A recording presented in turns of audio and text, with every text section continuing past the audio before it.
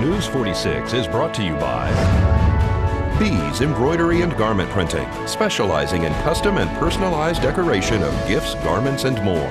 Call 775-727-9444. News is also brought to you by J.K. Nelson Law. Call 727-9900 today for your free consultation. If you need a lawyer, you need Nelson.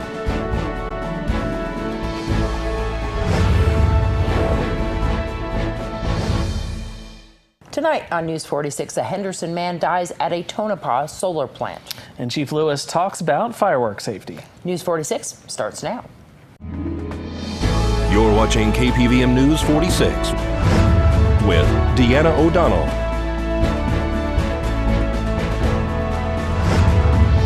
and Zach Reinert. News 46, local coverage you can count on.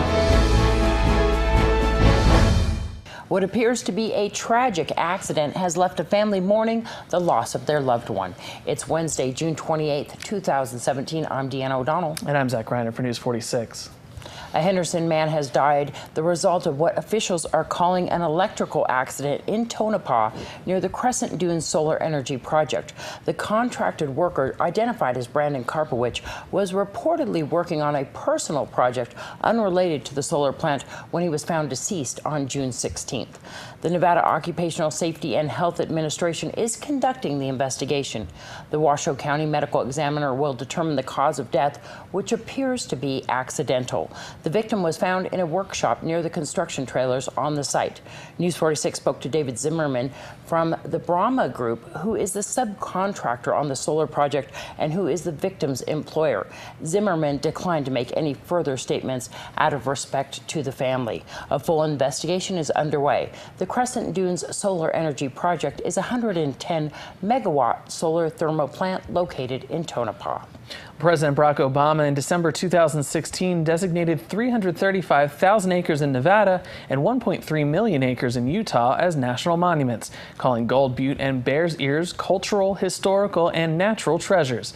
The Trump administration has ordered the Secretary of the Interior, Ryan Zinke, to review presidential monument declarations over the past 2 decades and recommend possible changes to their boundaries and scope. Zinke spoke about these designations during his stop in Pahrump this week. The former president designated a bunch of acreages as monuments. Between Lincoln and Nye County, about 700,000 acres were taken over our expressed objections. Lincoln and Nye County both said do not do it, but Senator Reid was able to get President Obama to do it. So President Trump is now looking from 1996 forward, all the monuments that have been put into place under those kind of presidential decrees. And he said about 7 or 8 of them actually warrant some adjustment. In Nevada, we are looking at monuments towards the end of the month. I will be back. And the process is there and was there sufficient public input? This is the first time that you can go to regulations.gov as a citizen and give your personal input. I think hearing that is important, and we do a tabulation, and all that is online and available to be transparent.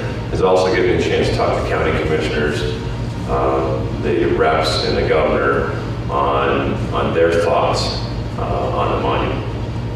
And I will complete that as a former naval officer, as a commander at SEAL Team 6. I get things done on time.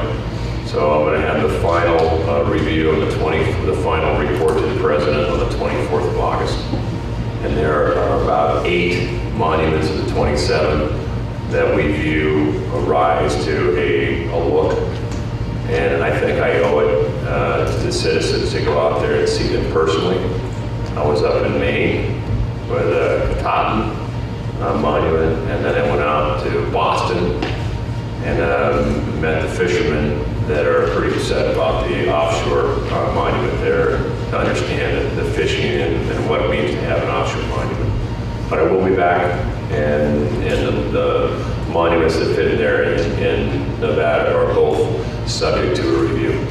We're going to be consistent in approach. County commissioners, elected officials, tribes, business folks will reach out to the Chamber of Commerce and stakeholders, as well as there's always an avenue. In a compressed time, you can't meet with everybody, but our catch-all is regulations.gov to make sure every voice is heard, as the president has directed me to do. Make sure I get the voice of the people. As you know, there's a lot of frustration out there that we haven't had a voice.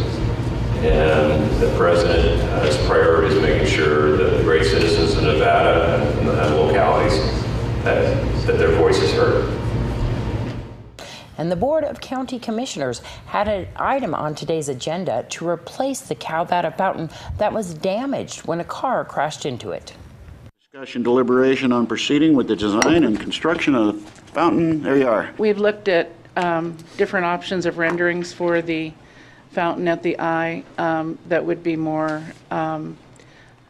water conservation mindful, that would be less operating costs in general, but would still have the representation of the water from the rock concept for the for the name of the town. Yep. And so the attached rendering is a sample of what has been used in other locations. And Valley Electric, I will let speak about this item because they will speak much better than I do about their intent. But they have brought this rendering forward as a potential design concept for that fountain replacement. This in the back of the pictures in front of this church, we're still looking at those We don't get the cross, but we get the rocks. We haven't operated the fountain in over a year. There's some very costly maintenance to it. There's a lot of water evaporation, blow off from the wind.